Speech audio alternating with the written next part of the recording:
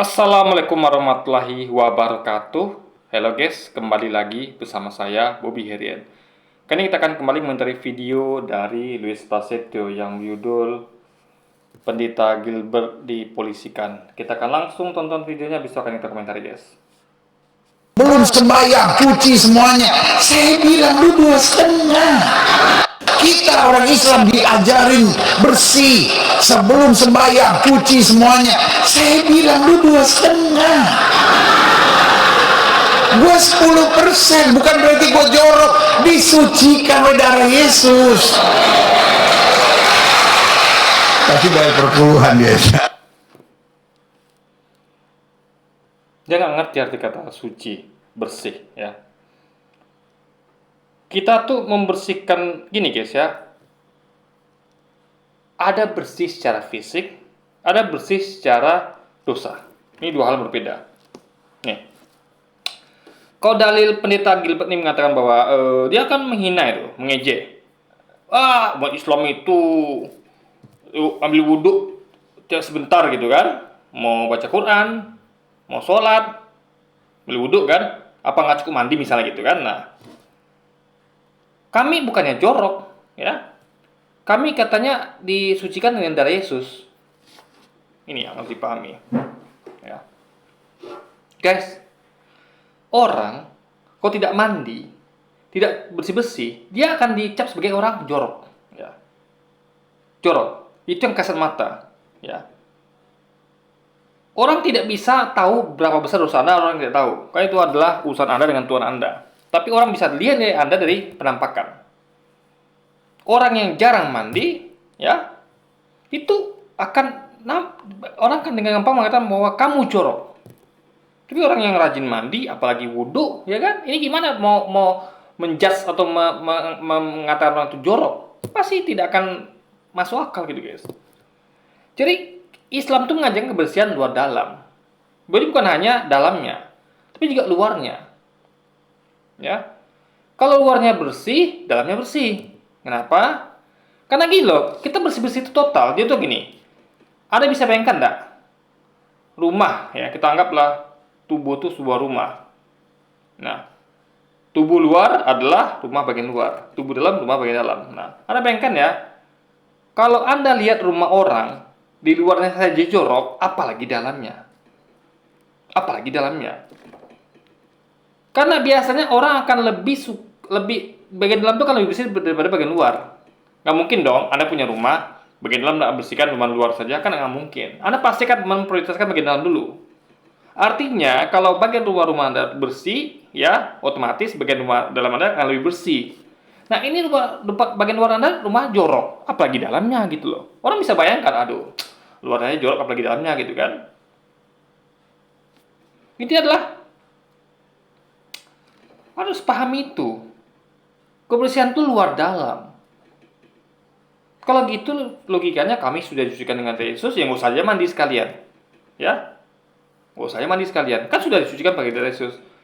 Berarti kan tidak pengaruh Anda mau disucikan pakai darah Yesus kayak. Kalau misalnya itu kita tuh disucikan dengan bertobat, tetap butuh mandi, tetap butuh bersih-bersih. Anda tahu, kerja adalah ibadah. Anda bayangkan orang kerja nggak mandi, apalagi kerja dibilang jasa. Saya pernah bekerja di hotel. Itu guys, luar biasa.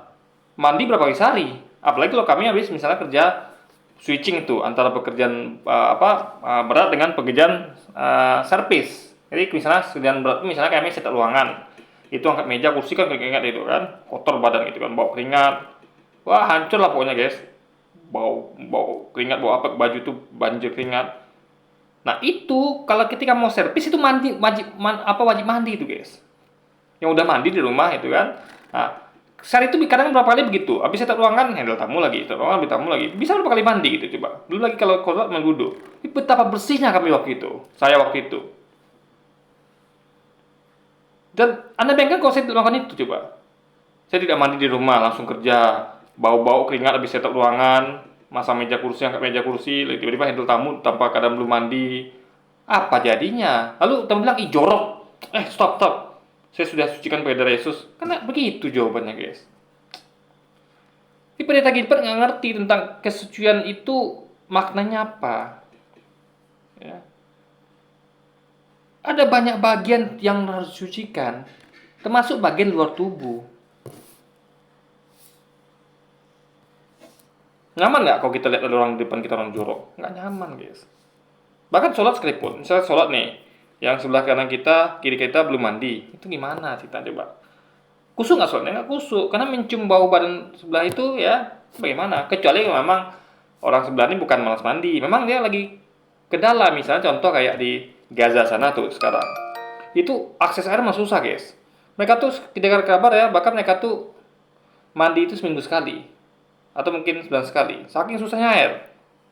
Nah, mereka itu coba, karena air itu bukan hanya untuk mandi, untuk cuci-cuci, buang-buang apa, buang siram kotoran dan segala macam. Jadi itu kita bisa maklumi. Tapi orang yang airnya melimpah di rumah, malas mandi, itu apa jadinya? Ini maksud saya Pendeta Gilbert ini nggak ngerti dengan apa arti kesucian.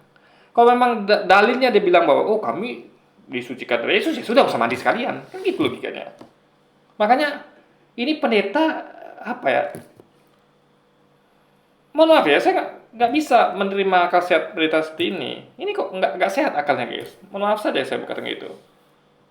Dia nggak bisa bedakan antara mandi, ya, untuk membersihkan bagian tubuh bagian luar dengan perangkat seperti wudhu dan cuci muka segala macamnya. Bahkan kita mau tidur cuci kaki, atau kita misalnya habis kotor-kotor kita cuci tangan, gitu kan, sebelum makan, dengan taubat gitu. Kalau misalnya itu namanya tobat. Kita misalnya melakukan kesalahan dosa, ya kita tinggal minta ampun dan tidak mengulangi lagi, dan menjadi tidak mengulangi lagi dengan niat dalam hati. Kalau mereka kan disucikan pakai darah Yesus. Intinya adalah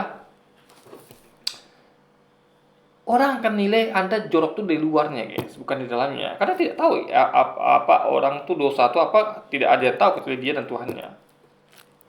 Ya. Biasa orang tuh dosa tuh kan sembunyikan.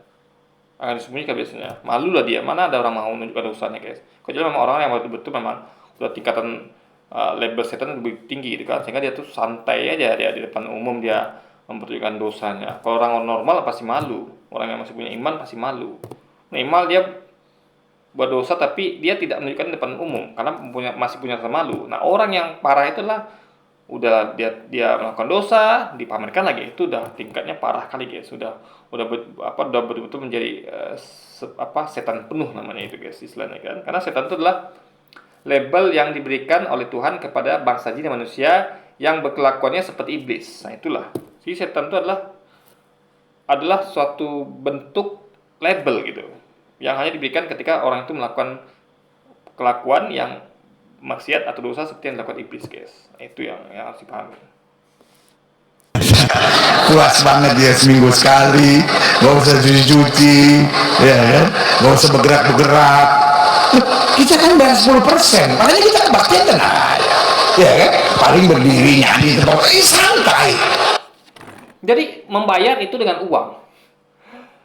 Orang gini, guys, ya. Jadi seakan-akan menggampang semuanya. Dengan uang semua beres gitu.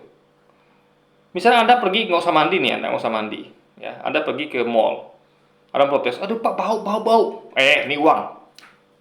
Apakah itu badan Anda hilang? Tidak, orang kan tetap tutup hidung gitu, guys. Orang mungkin munafik ya, kan? Oh ya makasih Pak, Bapak wangi. Padahal lidah ngomong wangi, padahal hati bilang Pak wangi apa busuk gini kok gitu. Jadi Anda mau kejujuran apa mau kebohongan gitu. Nah, orang rajin dia tidak main duit, dia betul usaha mandi, cuci muka, cuci kaki, tampil bersih. Maka dengan itu dia dapat duit lagi. Ini yang dilakukan uang, guys. Ini sudah masuk pada tahap kapitalisme. Uang adalah segalanya. Ya, uang itu bisa membayar kesucian. Luar biasa, guys. Kok kesucian dibayar pakai uang? Islam tidak mengajarkan kesucian dibayar dengan uang. Ya. Enggak. Uang bisa membantu, tapi yang utama adalah bukan itu. Tapi adalah niat Anda untuk bertobat, untuk minta ampun. Kalau Anda melakukan dosa, misalnya Anda melakukan dosa yang ya dosa lah gitu, maksiat. Apa yang Anda lakukan? Gampang sekali dalam Islam. Enggak, Allah tidak butuh Anda, enggak butuh dia. Kan dia maha kaya. Jadi apakah Tuhan di agama Kristen butuh uang kita? Nah, itu yang kita pertanyakan. Allah tidak butuh uang kita. Dia maha kaya. Jadi dia tuh hanya mau kita tuh minta ampun, bertobat, dan tidak mengulangi lagi. Selesai bagi Tuhan. Kalau Anda mau sedekah, itu untuk fakir miskin. Bukan untuk Tuhan. Uang itu dikasih untuk fakir miskin. Atau untuk memfasilitasi umat Islam yang mau beribadah di masjid misalnya, atau musola, dengan memelihara masjid gitu, atau musola, atau pakai tempat ibadah. Karena kita kan ibadah butuh tempat, guys. Butuh tempat. Apalagi kita laki-laki itu diwajibkan untuk sholat di 5 waktu di masjid, laki-laki gitu kan. Nah, itu butuh tempat. Nah, jadi itu adalah justru makin aneh ketika andalannya adalah uang. Uang seakan-akan bisa membeli yang jorok yang nggak jorok dengan uang. Diganti dengan kesucian darah Yesus. Ini kan aneh sekali gitu kan. Ini guys, ini logikanya pendetanya gimana gitu kan? Wajar aja banyak yang protes gitu. Ini kalau debat ya, argumentasi dia kalah ini, ya. Kalah dia nih. Karena nggak masuk akal ya sebagian dia gitu guys. Kok mandi bersih-bersih dihubungkan yang berhubungan dengan jorok nggak joroknya itu dihubungkan dengan penyucian dengan darah Yesus, kan nyambung guys, ya kan? Ya, kan? Tapi kok 2,5 sama mati.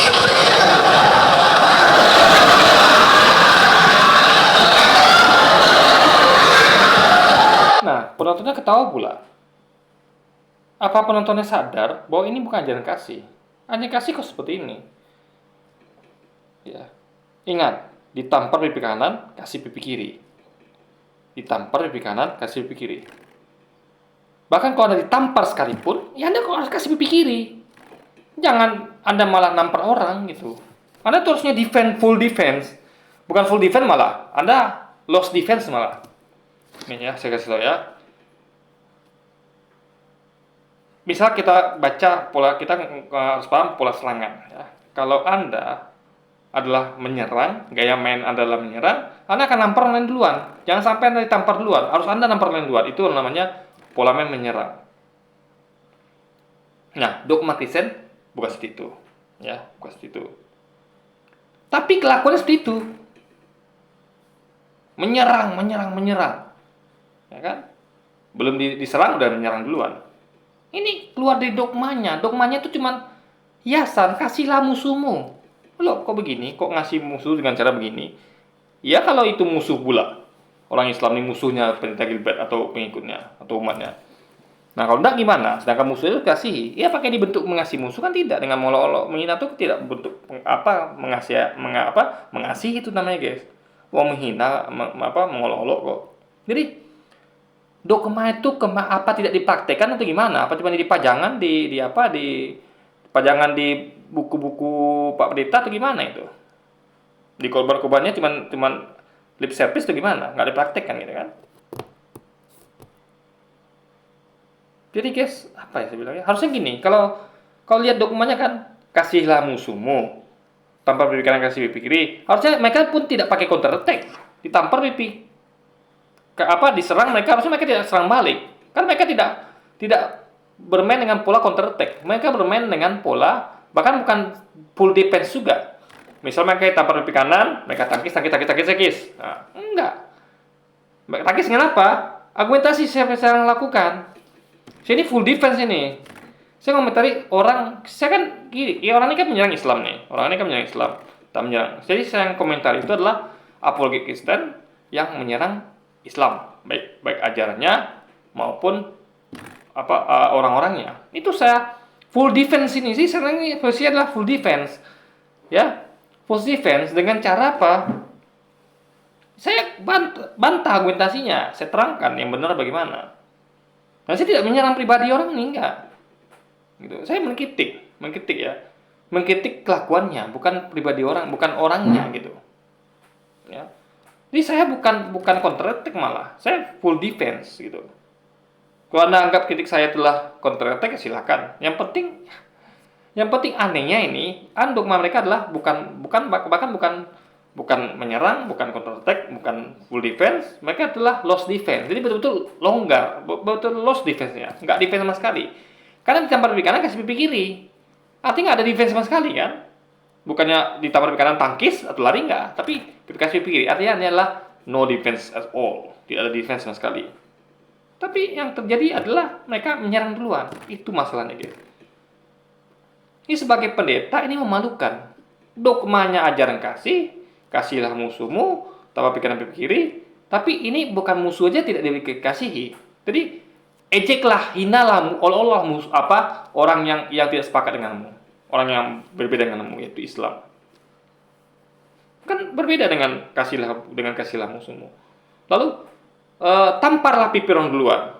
Jadi belum lagi tampar pipi kanannya, dia harus kasih pipi kiri, dia nampar pipi orang duluan guys. Ini parah sekali. Ini memalukan ini. Pendeta yang nggak tahu dogma atau dia tahu itu dogmanya begitu, itu memang kadang dia tahu dogmanya itu, tapi dia tahu itu cuma pajangan, nggak usah dipakai gitu. Jadi kan bebas saja gitu kan. Itu cuma hiasan aja. Kita tetap bebas. Mungkin itu pikiran gitu kan. Kita nggak tahu guys. Yang paling berat terakhirnya mesti lipat kaki. Nggak semua bisa, ya kan? Kaki mesti dilipat, ayah. Tapi ya udahlah 2,5. Pendeta Gilbert Lumoindo meminta 2,5. Ngolok-ngolok. Oh, kami 10% ke 2,5. Bahkan setengah mati lagi mana katanya. Ini kan luar biasa guys.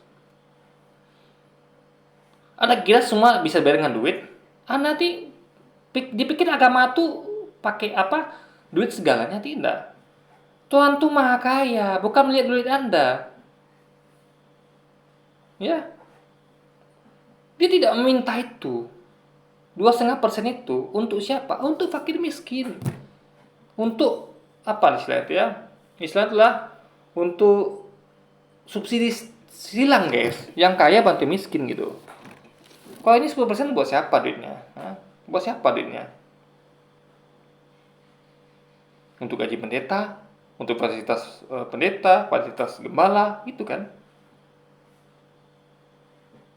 Kayak saya lihat ya, saya pernah menghandle sebuah denominasi ya, itu kurang lebih hampir 10 tahun guys. Saya tahu betul karena saya memang standby di acara itu, di kebaktian itu dari mulai kebaktian pertama sampai kebaktian keempat. Hari Minggu itu kan ada 4 kebaktian. Lagi kalau mereka tuh kebaktian bulanan atau tengah bulan itu tiap hari Kamis biasanya kan, atau tiap hari Rabu. Nah, itu saya menyaksikan sendiri bagaimana pendetanya digaji, gembala semua digaji. Dia pakai uang apa? Dari uang perpuluhan. Beda dengan kita. Kita ustadz itu digaji dari mana? Ya, yang mengurus masjid itu, yang gaji sebagian dari pemerintah, bahkan full pemerintah nggak salah itu ya. Dan itu makanya beberapa pun uang infak sedekah mereka tidak menikmati fasilitas itu, tidak menikmati itu karena itu bukan untuk mereka. Jadi makanya ustadz itu tidak ustadz yang saya bilang ustadz yang ngurus masjid ya, bukan ustadz kondang ya. Ustadz kondang itu memang kita akui ada yang memang kurang apanya guys, imannya kurang apanya, akhlaknya. Dia minta tarif, itu kan nggak boleh dalam Islam. Kalau Anda diundang dikasih ya berapa aja ya terima, itu rezeki namanya. Yang boleh adalah tentukan tarif. Nah, jadi kita ngomong sekarang yang ngurus masjid nih atau musola seluruh Indonesia, tiap-tiap itu yang gaji pemerintah biasanya. Dan itu gajinya ala kadarnya guys. Saya pernah tuh sering mendengarkan di WA itu buka lowongan kerja. Loker, bukan lowongan kerja juga sih, memang dibutuhkan lah orang itu kan, memang itu kerja juga sekalian, dibutuhkan untuk mengurus masjid atau musola. Itu nanti biasanya mereka tuh dapat bantuan sembako sama lauk pauk yang mentahnya mereka masak, entah telur berapa papan, beras 10 kilo. Nah, jadi mereka bawa keluarga tetap segitu. Nanti mereka dapat gajinya tuh nggak salah satu 1,5 juta atau 2,5 juta guys. Di bawah UMR bahkan ya kan. Nah, makanya mereka tuh nggak cukup bagi mereka tuh bekerja di luar gitu. Bekerja di luar, tapi dia nggak lupa tugasnya untuk ngurus masjid gitu. Kadang-kadang ada yang jemaah masa kasihan kan, memberikan sumbangan sedekah gitu. Jadi bukan diambil dari uang zakat itu yang 2,5% atau infak sedekah. Kan Anda lihat tuh di masjid itu infak sedekahnya jelas tuh peruntukannya. Ya, untuk anak yatim, untuk masjid atau musola, sama untuk satu lagi itu untuk fakir miskin. Itu adalah bentukannya. Gak ada situ untuk gaji apa, nggak ada. Dan memang tidak dipakai. Jadi tiap tiap mau apa tuh dilaporkan atau apa tiap Jumatan kan dilaporkan. Ini transparan semua guys. Ini kita berapa minggu ini dana anak yatim masuk, untuk masjid berapa, untuk rumah tahfiz Quran berapa gitu kan, untuk ngaji anak-anak madrasah gitu berapa. Nanti dirincikan tuh berapa pengeluarannya, untuk perawatan musola berapa. Nggak ada situ untuk gaji apa, nggak ada. Pengurus musola nggak ada, atau masjid nggak ada guys. Jadi betul-betul digunakan pada fungsinya, dan itu transparan dalam Islam itu kan. Nah, mereka perpuluhan bagaimana? Untuk apa? Ya kan? Nggak ada apa untuk ini tuh, nggak ada guys, nggak ada. Saya selama mendengarkan itu ya, di ketika saya kerja itu ya, saya perhatikan tidak ada mereka tuh seperti transparan dalam Islam. Oh, kita siapa detail ini adalah uang untuk anak yatim, ini uang untuk fakir miskin, ini untuk untuk pemeliharaan musola atau masjid. Nah, ini untuk apa lagi? Nggak ada detail itu mereka. Mereka cuma uang perpuluhan ya sudah. Mau digunakan untuk apapun itu, orang gereja mereka tidak dikasih tahu untuk penggunaan untuk apa. Dan saya tahu itu betul penggunaan itu adalah ya macam-macam. Ada untuk gaji pendeta, gaji gembala, dan segala macamnya guys. Jadi apa ya, dan sekali lagi ya, mereka bahkan bisa sampai nyewa hotel gitu. Ya, padahal mereka punya gereja sendiri guys, tapi mungkin itulah yang nama bisnis kan. Mereka alasannya kan, kalau di sini kan nanti jemaah kami yang di sini nggak bisa datang ke gereja di sana. Nah, kan mereka biarlah itu jemaahnya datang ke gereja lain. Kenapa harus ke gereja Anda juga gitu? Ini mereka untuk menangkap itu, populer di situ, mereka bikin sewa hotel guys. Nah, tentu pendapatan dari perbulan itu lebih besar daripada sewa hotel. Maka mereka berani melakukan itu gitu. Ini memang ini sudah menjadi bisnis guys. Makanya denominasi gereja ini di Malaysia dilarang. Ya. Saya nggak perlu sebut nama, Anda bisa cari sendiri, bisa beli sendiri. Jadi di Malaysia itu denominasi gereja ini dilarang karena memang tujuannya adalah udah lebih kepada bisnis. Dia sampai punya sekolah musiknya bahkan gitu kan. Nah itu. Jadi kok agama dijadikan bisnis gitu kan. Nah, itu yang apa? Harusnya kan gini. Kalau memang nggak punya gereja sama sekali, oke lah. Itu pun hanya nyewa satu hotel. Ini gerejanya ada, nyewa hotel berapa tempat gitu kan. Jadi sekali jemaah tuh ibadah tuh di beberapa tempat gitu. Harusnya kan ngisi gereja lain harusnya. Kenapa harus ke gerejanya dia, harus ke hotel atau ibadahnya dia gitu. Itu demi uang perpuluhan gitu kan. Nah, itu ya saya dipahami. Kalau Islam nggak begitu. Islam mah bebas. Ya kalau nggak ada masjid ya sudah.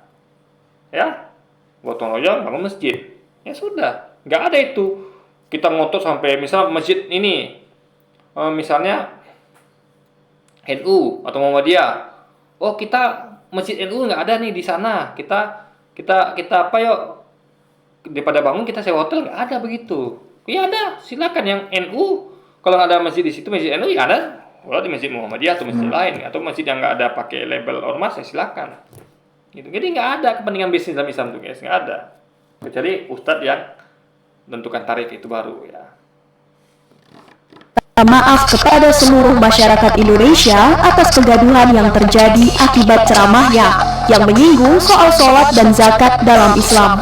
Permohonan maaf tersebut ia sampaikan usai bertemu dengan Ketua Dewan Masjid Indonesia sekaligus Wakil Presiden Republik Indonesia ke-10 dan 12 Yusuf Kala di kediamannya di kawasan Jakarta Selatan pada Senin 15 April 2024. Dengan segala kerendahan hati minta maaf karena kegaduhan yang ada, karena sebetulnya Bagus ini, bagus. Saya cukup jempol untuk Peter Gilbert. Dia tahu itu perbuatan salah, mancing kegaduhan, ya, dan bertangan dengan kasih. Dia minta maaf. Selalu saya Peter Gilbert, bagus itu. Tapi jangan diulangi, gitu kan? Nah, tapi orang-orang kayak tulis Prasetyo, Pilpai Tembaragi, ada minta maaf nggak? Nggak pernah saya masih minta maaf. Udah ngolok-ngolok, udah ngejek, gitu kan? Nah, jadi Peter Gilbert dalam hal ini jauh lebih baik dibandingkan logik kesini guys. Padahal mereka ajaran kasih loh, ajaran kasih. Kok gitu kelakuannya, gitu kan? Itu harus kita pertanyakan. kita lagi sibuk setelah Pilpres, mau menyambut Pilkada, dan baru saja merayakan Idul Fitri, Hari Raya yang baik, dan umat Kristen baru saja merayakan kebangkitan Kristus, baru mau menyambut kenaikan ke surga. Jadi saya pikir ini suasana yang harusnya baik. Assalamualaikum warahmatullahi wabarakatuh. Selamat sore semuanya. Tadi Anda lihat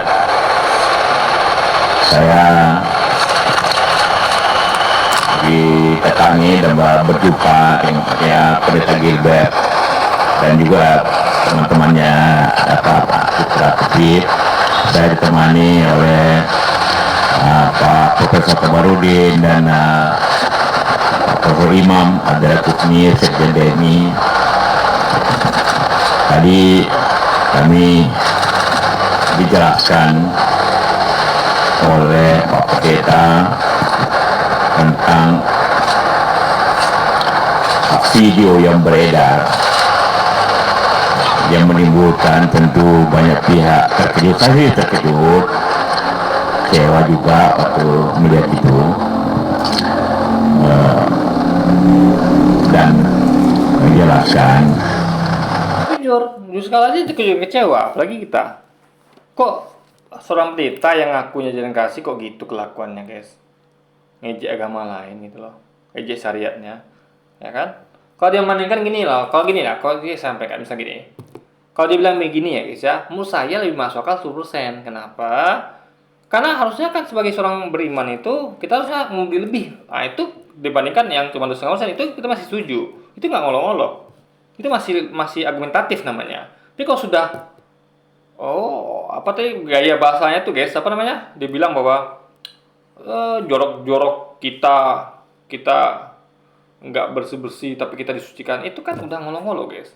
Kita habis itu kita santai 10%, mereka cuma 2,5%, itu pun setengah mati. Itu kan ngolong-ngolong namanya guys, menyakitkan gitu namanya kan. Jadi beda dengan argumentasi ilmiah tuh beda. Kayak saya tidak pernah ngolok seperti itu. Saya selalu argumentasi saya ilmiah, by text. Apa teksnya itu yang saya tafsirkan sesuai dengan pemahaman bahasa Indonesia yang benar dan dengan logika yang baik dan benar guys. Karena bagi saya hidup di negeri yang tercinta ini kita saling menghargai satu sama lain. Apapun agama kita harus toleransi. Untuk toleransi harus saling menghargai. Dalam Islam itu ayatnya lakum dinukum waliyadin. Agama saya dan agamamu. Kita saling menghargai tapi tidak saling mengkritik ataupun menghina apalagi. Kemudian saya dijelaskan bahwa itu terutama pernyataan internal, kewaktian sebagai pendeta, ya. Nah, dan itu tidak dimaksud seperti itu. Tapi jelasnya mungkin Pak Gilbert pendeta menjelaskan sih. Ya, baik, saya Gilbert Kumardong. Jadi pertama-tama terima kasih buat Pak JK, Profesor Kamarudin Dayat dan juga Pak Imam. Jadi yang selanjutnya izinkan saya ucapkan minal aidin wal faizin buat kawan-kawan sekalian yang merayakan Hari Raya Idul Fitri. Dan di momen yang sebetulnya indah ini, biarlah jangan ada ketegangan di kita. Pertama-tama sebelum saya lanjutkan kalimat saya ini, mendingan saya dengan segala kerendahan hati minta maaf karena kegaduhan yang ada, karena sebetulnya kita lagi sibuk setelah Pilpres, mau menyambut Pilkada, dan baru saja merayakan Idul Fitri, Hari Raya yang baik, dan umat Kristen baru saja merayakan kebangkitan Kristus, baru mau menyambut kenaikan ke surga. Jadi saya pikir ini suasana yang harusnya baik. Untuk itu sekali lagi saya minta maaf pada segala kegaduhan. Beberapa catatan yang perlu saya garis bawahi. Yang pertama, pasti tidak ada niat saya untuk mengolok-olok apalagi menghina, sama sekali tidak. Kenapa? Nggak ada niat kok dilakukan gitu loh guys. Ini ada niat loh guys, ya ada niat ya. Nah makanya dia lakukan itu di internal biar aman. Tapi nggak tahu dia. Ternyata ada jemaahnya iseng untuk nyebarluaskan. Sehingga kebongkarlah kedoknya gitu kan, aibnya. Maka saya katakan bahwa ini nggak mungkin nggak kesengajaan. Ini sisi kritik ini sengaja ya. Jadi harusnya ada tuh jujur aja sudah. Kita tidak masalahkan itu. Yang penting jujur. Ini harusnya nggak jujur ini bagaimana ceritanya coba? Ya kan? Tinggal jujur saja. Ya memang saya tuh apa ya? Secara apa ya? Saya tuh keceplosan. Mungkin keceplosan saya tuh memang bukan lagi mungkin, memang sudah pastinya itu menghina, ngolok-olok. Tapi saya mohon maaf, saya keceplosan. Mungkin saya terlalu semangat itu. Harusnya gitu kan. Jangan bilang nggak ada niat. Karena itu memang suatu yang diucapkan tuh pasti ada keluar niat, guys. Nggak mungkin nggak, gitu kan. Karena diucapkan gitu. Dia ketika ngomong tuh kan dia niat dulu mau ngomong apa gitu kan. Kan ngomongan tuh sudah niatkan gitu. Nggak mungkin kecuali dia ngomongnya sambil tidur, ngigau itu baru nggak niatkan. Tapi kalau dia apalagi khotbah itu sudah niatkan itu nanti mau bicara apa. Kayak saya ini sudah niatkan ini. Saya mau ngomong apa gitu kan. Jadi nggak mungkin nggak sengaja, nggak mungkin nggak niat tuh nggak mungkin guys. Karena saya dibesarkan di kampung di Tebet dan rumah saya hanya 200 meter dari masjid dan itu tempat main saya, masjid itu.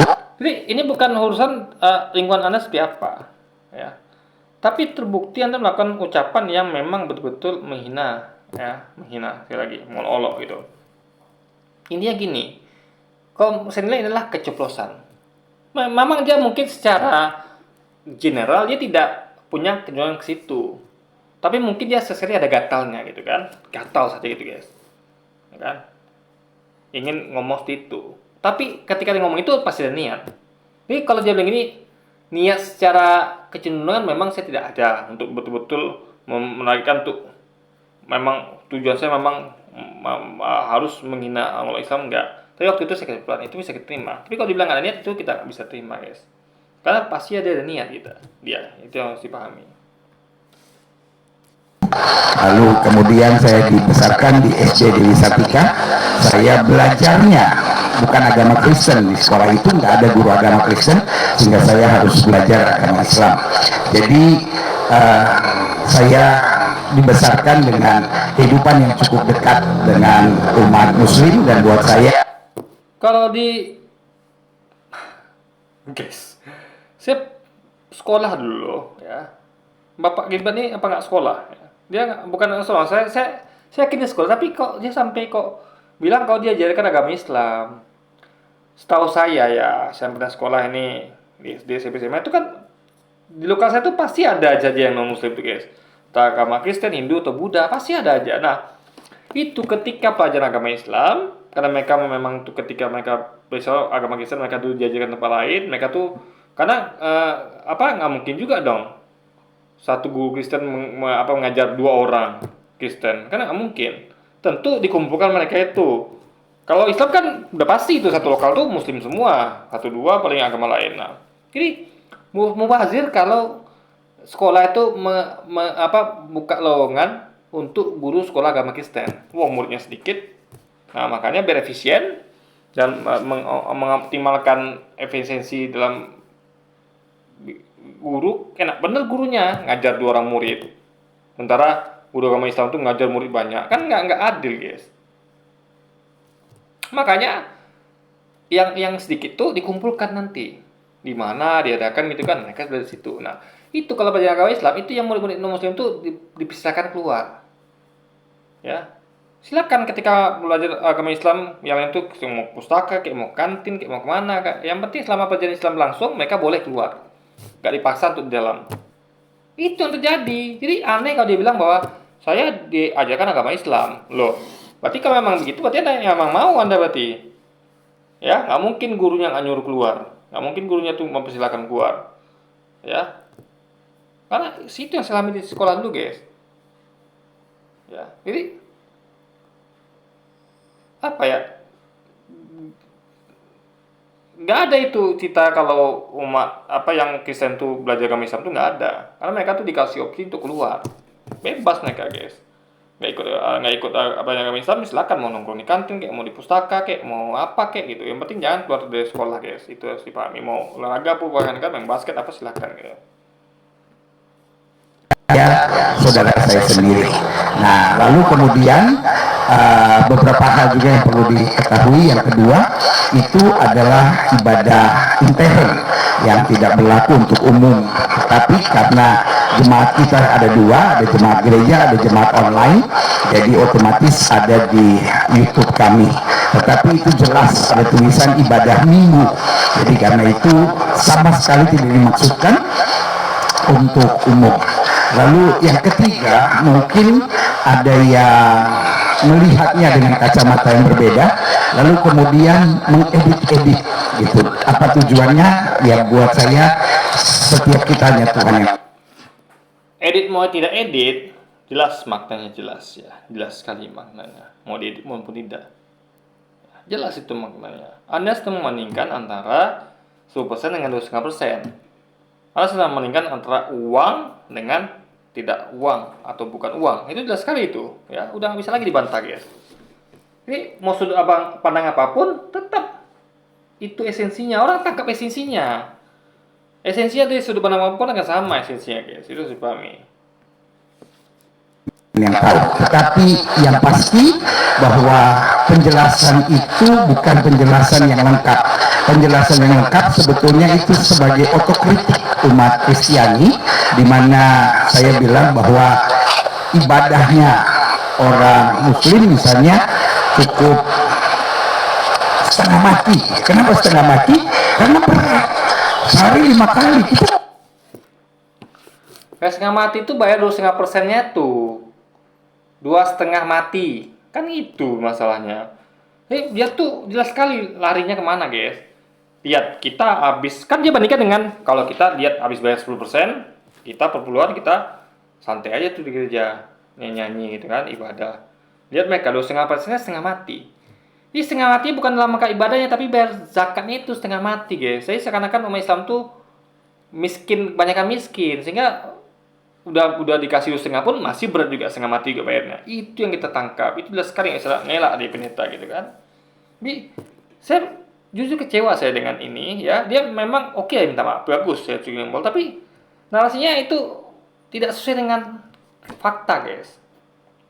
Tidak sesuai dengan fakta. Dia bilang tidak niat, jelas ada niat. Dia bilang lagi bahwa apa tadi barusan ini ya seperti itulah guys ya. Dia bilang bahwa apa barusan ya, dia bilang adalah itu untuk ibadah umat Islam. Enggak, itu untuk zakatnya itu Anda bilang setengah mati. Bayar zakat 2,5% setengah mati itu harus dipahami guys. Orang Kristen seminggu sekali, udah seminggu sekalinya juga duduknya santai-santai. Kalau ini ada gayanya, ada gerakannya yang tidak boleh salah. Bahkan saya garis bawahi terakhir bahwa lipat kaki buat umat Muslim itu biasa sekali, sampai mungkin Pak JK yang usianya 82 tahun masih bisa lipat kaki gitu. Kita di gereja, orang gereja 45 tahun masih bisa lipat kaki, itu udah hebat. Kenapa? Karena ya saya ibadahnya paling santai. Nah itu yang saya bilang gitu. Dan kebetulan di umat Kristen ada kepercayaan misalnya tentang memberi 10%. Nah di pengetahuan saya gitu, umat Muslim disitunya yang agak lebih gampang gitu, 2,5%.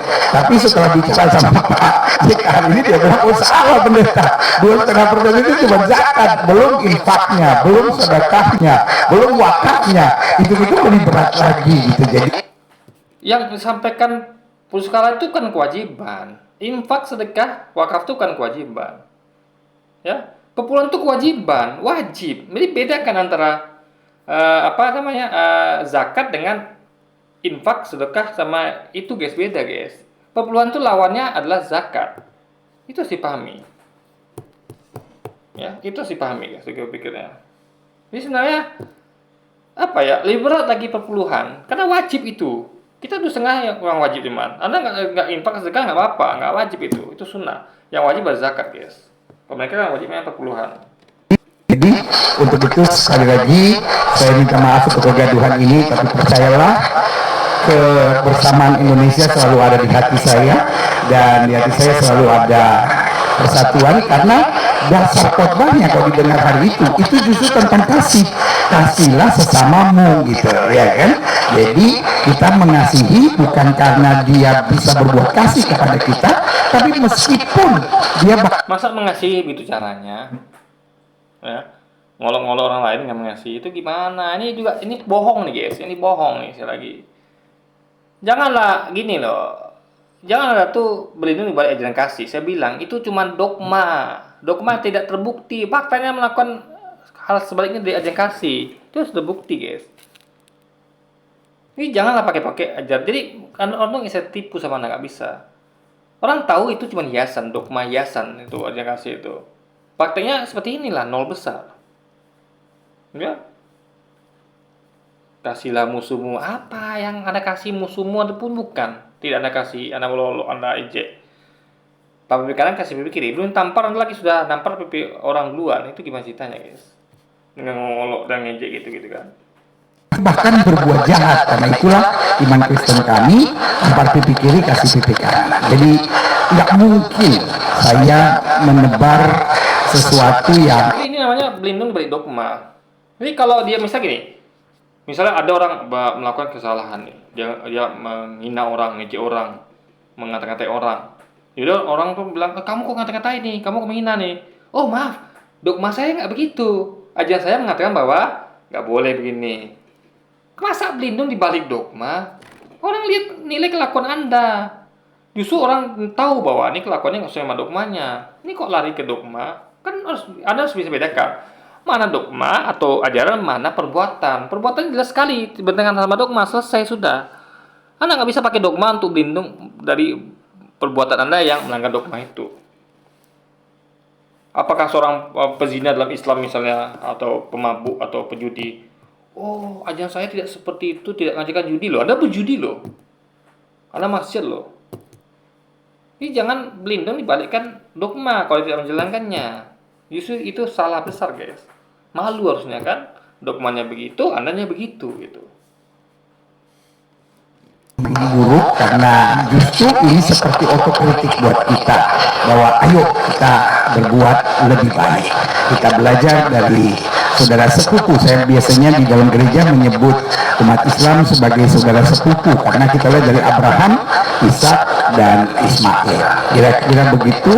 Semoga di momen yang indah ini kebersamaan kita Indonesia jauh lebih berharga daripada kasak kusuk yang terjadi. Dan untuk itu kalau berkenan saya pegang tangan Pak JK, saya cium tangan ini sebagai tanda kepada umat muslim saya mohon maaf.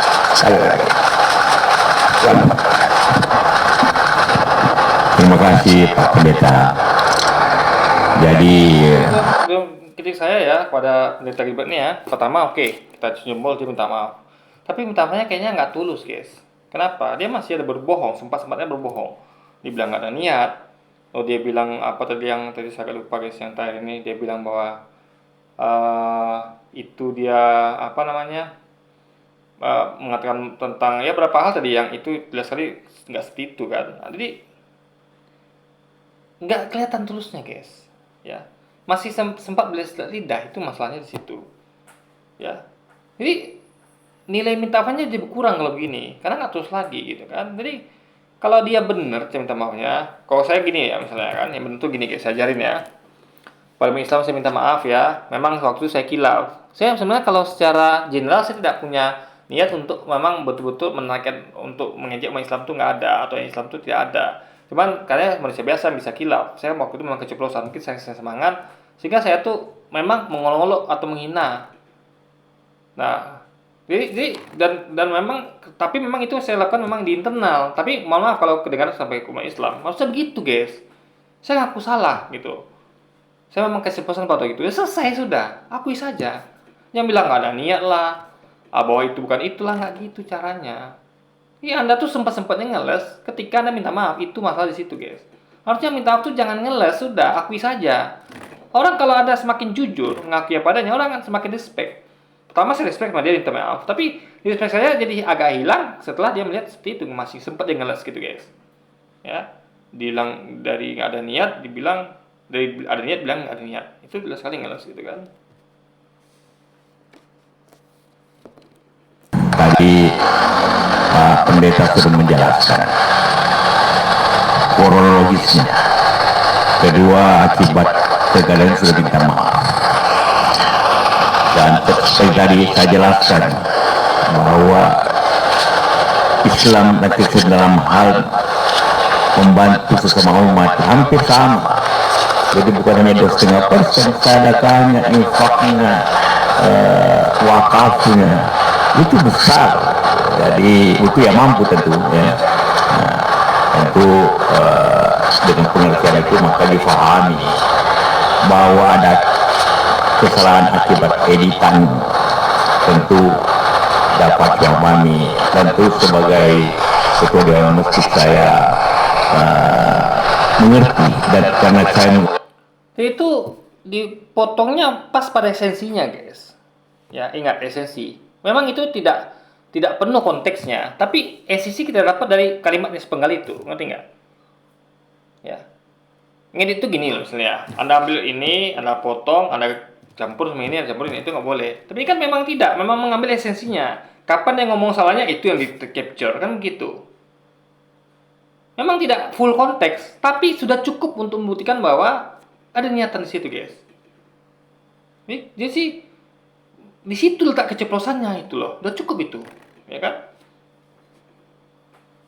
Jadi istilahnya jadi gini, suatu konteks itu kalau Anda bilang bahwa lihat konteksnya, enggak semuanya begitu juga, ya, enggak semuanya. Makanya harus pahami kapan kita lihat konteks utuh, kapan kita cukup esensinya dengan menggal sebuah kalimat yang cukup untuk menjelaskan memang dia punya niatan apa tidak gitu, guys. Harus dipahami.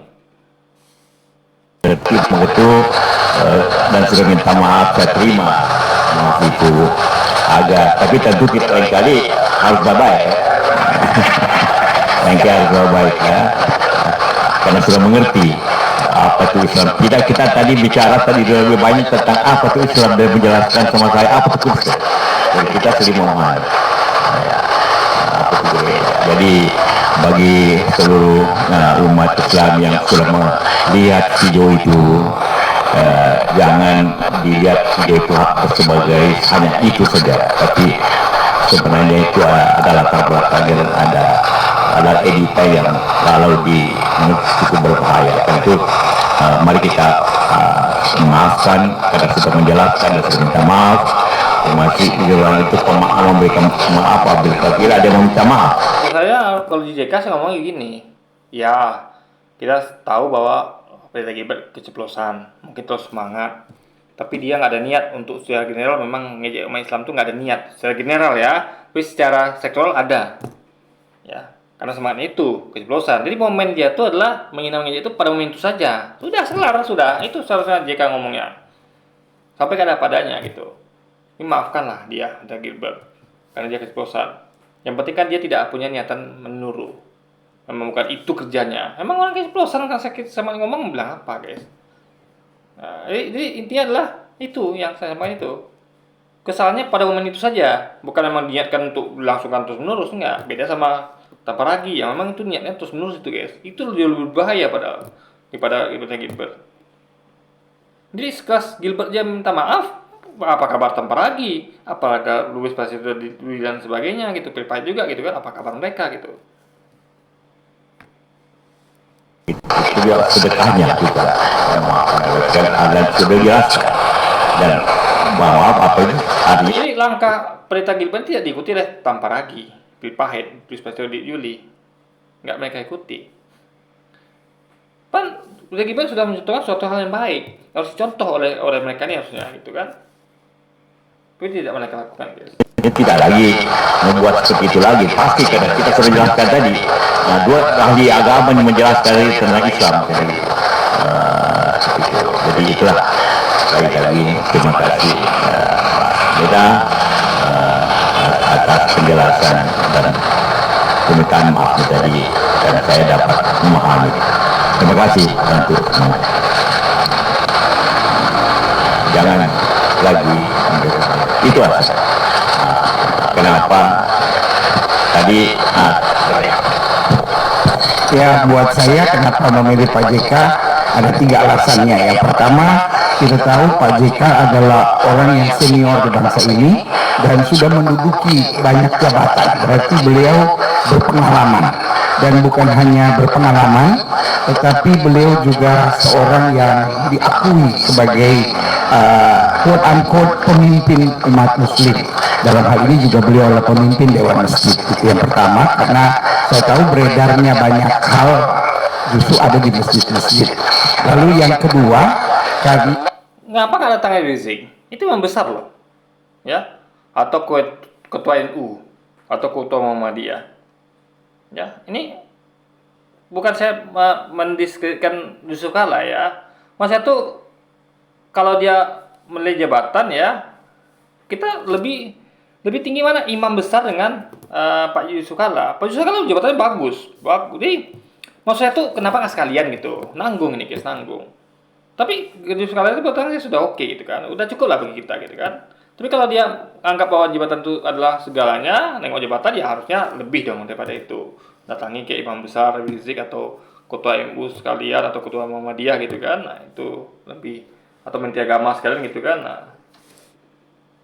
karena beliau bisa disebut juga man of peace. Karena apa man of peace? Ya karena sudah mendamaikan gitu banyak keadaan-keadaan di bangsa ini gitu. Dan yang ketiga, aja cari umat Islam yang paling lunak, udah selesai. Umat Islam yang paling lunak ya silakan aja gitu. Jadi mungkin kalau dia bisa milih lagi ya, dia kan datang itu misalnya kayak Buya Yahya, siapa lagi yang masukan bukan lembek dalam artian lemah gitu ya, misalnya tuh ya lebih pemaaf lah gitu, dan itu bagus juga gitu. Tapi apa ya, kalau dia punya nyali harusnya dia datang itu usaha-usaha yang coba datangnya Barbie Smith, coba kalau berani. Nah, tapi saya juga tidak sarankan ya, cukup lah, udah sekali udah cukup gitu. Yang penting Anda sudah minta maaf dan Anda harusnya jujur dalam hal ini. Meskipun tidak jujur ya sudahlah, penting Anda minta maaf gitu kan, jangan ulangi lagi ya, itu poinnya guys. pasti beliau adalah orang yang asik, ya kan. Ada banyak orang makin tinggi jabatannya makin sulit dijumpai. Kadang-kadang ada banyak orang bilang, wah lebih gampang cari Tuhan daripada cari dia, katanya gitu kan. Tapi Pak JK seorang yang siap buat apa saja buat bangsa dan negara. Pokoknya demi bangsa dan negara, apalagi demi kedamaian, bisa mudah dicarinya itu. Dalam hal ini kemarin kita berdiskusi atau minta waktu, beliau di tengah kesibukannya langsung memberi jadwal hari ini, karena buat beliau bangsa dan negara dan kedamaian itu selalu penting. Kira-kira begitu dari saya.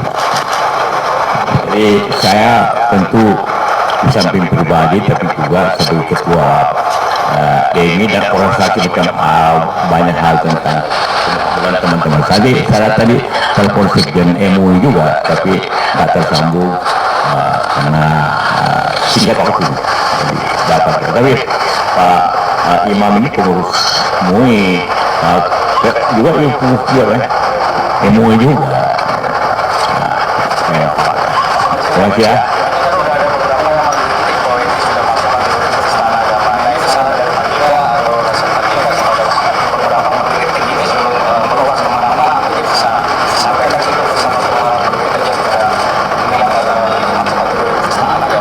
Ya, itu tadi disampaikan bahwa tidak ada maksud untuk menista, hanya latar belakangnya banyak diedit hal-hal yang mendahului hal itu.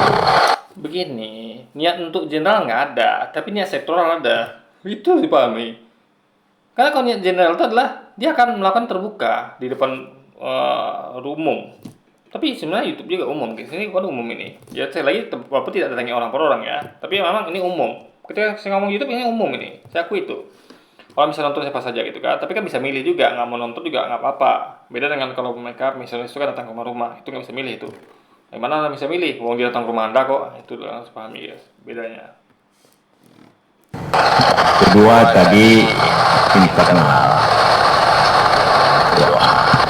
Dan saya minta maaf. Ya, akan ada. Bagi kita umat Islam itu ya dengan permintaan maaf yang tulus. Ya. Kita maafkan, saya pribadi bisa maafkan. Ya, orang minta maaf kita maafkan, tapi kita kritik. Dan lain kali jangan ulangi yang pertama. Kedua, Buya minta maaf itu tulus. Ya, katakan terus terang sudah. Saya memang keceplosan. Waktu itu saya memang tidak berniat untuk memang menaikkan untuk memang mau ngejek atau apa menghina. Memang waktu itu saya secara salah nggak salah saya memang menghina. Sudah selesai. Waktu itu saya keceplosan sudah selesai gitu kan. Akui seperti itu memang terjadi, sudah selesai guys. Jangan ngelas-ngelas lagi gitu kan. Itu harus dipahami. Secepatnya, bukan dipaksa. Ada orang minta maaf setelah dipaksa, ini tidak. Ada orang setelah ditangkap baru minta maaf. Berjauh itu belum apa-apa sudah minta maaf. Jadi sahar guys. Cukup? Baik, terima kasih. Oke, ini mana bagian katanya penergibat di polisi kan, gitu kan? Tapi nggak tahu lah, ini Luis sudah dapat info dari mana dia, gitu kan? Tapi yang penting kita apresiasi Ustaz Gilbert, Pendeta Gilbert ya, kita apresiasi ya. Kalau segitu harusnya, kalau salah minta maaf ya. Akui saja salah, tapi dia masih ngeles guys, itu masalahnya gitu kan. Jadi sedikit kritik bagi dia gitu.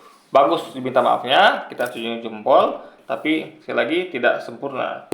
Karena masih ada yang kita kritik itu dia tidak tulus menyampaikannya guys, masih ngeles gitu kan. Itu ngeles itu tanda tidak tulus. Oke, ya mungkin sekian dari video kali ini. Sampai jumpa lagi di video selanjutnya. Wassalamualaikum warahmatullahi wabarakatuh guys.